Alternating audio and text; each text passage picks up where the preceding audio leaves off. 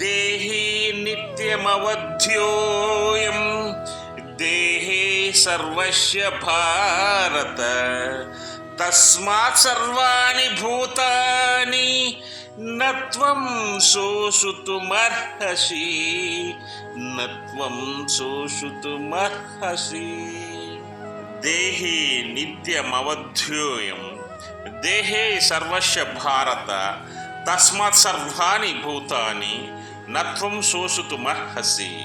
భారత అంటే ఓ అర్జున అని, సర్వశ అంటే సమస్త ప్రాణుల యొక్కను, దేహే అంటే దేహముల యందును, అయం దేహి అంటే ఈ ఆత్మ నిత్యం ఎల్లప్పుడూ, అవధ్య అంటే చంపబడని వాడు అని, తస్మాత్ అంటే అందువలనని, సర్వాణి అంటే సమస్తములైనని, భూతాని అంటే ప్రాణులైన గురించి అని, త్వం నీవు, శోచితం అంటే దుఃఖించుటకు, నహర్సే తగవు.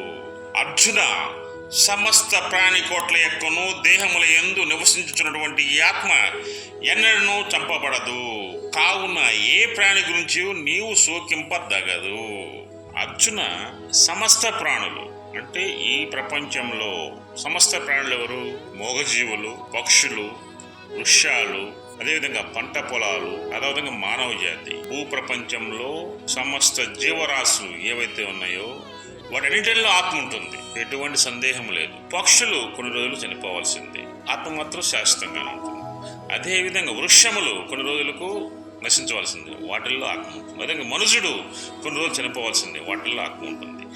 ఈ సమస్త చరాచర ప్రపంచంలో మొత్తంలో కూడా ప్రతి జీవిలోనూ ఆత్మ ఉంటుంది. అయితే ఇక్కడ మనం చేసేది ఏంటి? వాటి శరీరాలను మాత్రమే తొలగిస్తున్నాము, ఆత్మను కాదు. ఆత్మని ఈ ప్రపంచంలో ఎవరు నశింపచేయలేడు. ఆత్మ అనేది ఎవరు కూడా నశింపచేయలేరు. నువ్వు గుర్తించుకొచ్చున, ఇక్కడ నువ్వు చేసేది శరీరంలో మాత్రమే తొలగిస్తున్నావు ఆత్మ నుండి. అందువల్ల ఆత్మ అనేది శాశ్వతమైనది. శాశ్వతమైనది నేను తెలుసుకోకుండా నువ్వు నేను అందరిని చంపుతున్నావు, ఎందుకు దుఃఖాన్ని పొందుతున్నావు? ఇది అనవసరము. భారత అంటే ప్రకాశమునందు ఆసక్తి కలవాడు అని, అంటే అతను గొప్పవాడు అవ్వాలని అతను కోరుకుంటాడు అన్నమాట భారత అంటే.